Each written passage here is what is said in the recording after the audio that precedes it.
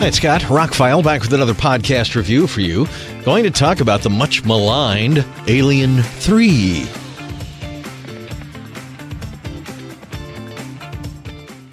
This has never been one of my favorite Alien movies, but I do like it better than Resurrection. I remember sitting in the theater in 1992 going, really? This is the best they could do? This is what they came up with? I never liked the idea of them crashing on a prison planet of all prisoners and an alien being stuck with them. I mean, you had Sigourney Weaver reprising her role. They gave her a lot of money to do so. Charles S. Dutton, Charles Dance, even Lance Henriksen comes back. Same producers, same, cast of characters behind the scenes.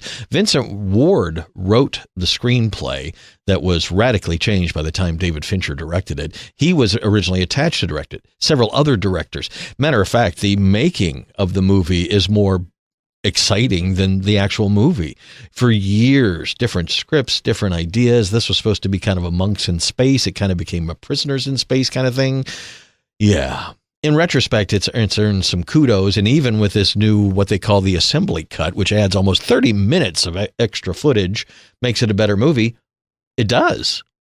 The movie originally had a $50 to $60 million budget and grossed about $160 million, so it did fine for Fox, and that's why another one was greenlit.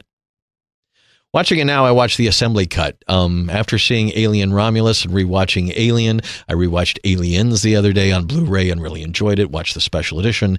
And the other night, I watched the special edition of Alien 3. It was originally called the assembly cut because David Fincher didn't have anything to do with it, but it follows his notes, his original notes of what he wanted to do with the film. Overall, the movie is not bad in this longer version. Characters make more sense. Everything kind of flows a little bit better. The biggest thing that harms the film, CGI. In its early stages, they felt that every time you saw the whole creature, not the head or the mouth or the arm or whatever, when you saw the whole thing skittering away, it would be CG, and it was terrible. It looked like a tiny little toy plaything, light, no weight to it. It was just really bad CG for the time, but that's all we could do in 1992. I don't think that David Fincher would have greenlit those scenes because they look so bad in comparison to the scenes with the actual puppet and the whatever they built and the guy in the suit and everything like that. And there's not very many of those scenes in the movie, but boy, do they stick out because it just looks like, that looks like a toy. That looks like a cartoon. It doesn't even look real. But the up-close effects, like the iconic scene of the alien being in Sigourney Weaver's face, this is the movie where that comes from. And that's iconic. I mean, it's incredibly well done. The on-camera effects, the literal effects, the actual practical stuff looks fantastic throughout the movie. Cinematography is great in the movie. The sets are fantastic. You totally believe they're on this planet.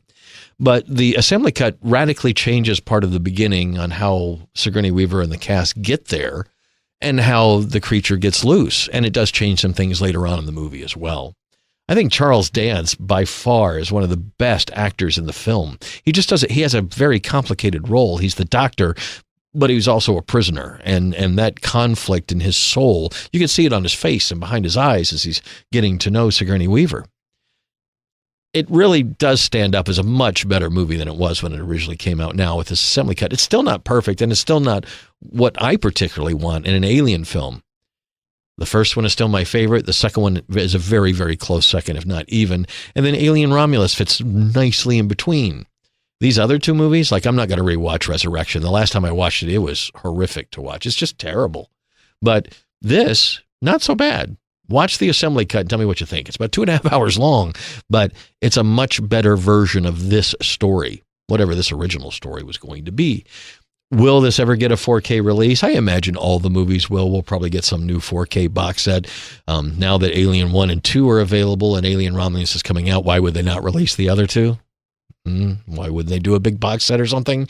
This is Fox, now owned by Disney. They're going to want to make money. The transfer I thought was great. They have done a lot of color timing and fixes to make the assembly cut look like an original theatrical film, and they did a great job. Like, nothing took me out of the movie as far as additional scenes or things matching up other than some of the terrible CGI on the alien creature itself, on the xenomorph. But rewatching it now, I don't know if it deserves some of the best visual effects and Saturn Awards and stuff that it was nominated for, or some of the awards it's gotten later on in its career.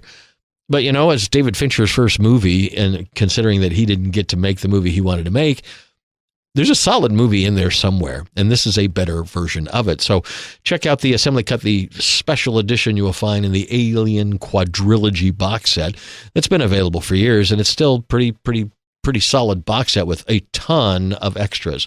You can watch the movies in mother mode, and things will pop up and let you know about what's going on. That was something that they don't really do much with Blu-rays anymore. It'd be nice if they did them with 4Ks, but anyway. Long story short, Alien 3 holds up much better now than it did, but watch this new special edition. Watch this newer. It came out almost 20 years ago, a little over 20 years ago. But it is the better version of the film and actually kind of fits into the mythology a little better. And not to give any spoilers away, but this movie came out in 1992. I'm glad that the assembly version takes out the scene where the alien busts out of her chest right as she's dying at the end of the movie. That is the most... I just think that was terrible. It was terrible when I saw it in the theater, and I'm glad I don't have to watch that version anymore. Much better, the special edition of Alien 3. Check it out. It's available now. I'm Scott. I'm ROCKFILE. More podcasts on the way. Have a spectacular day.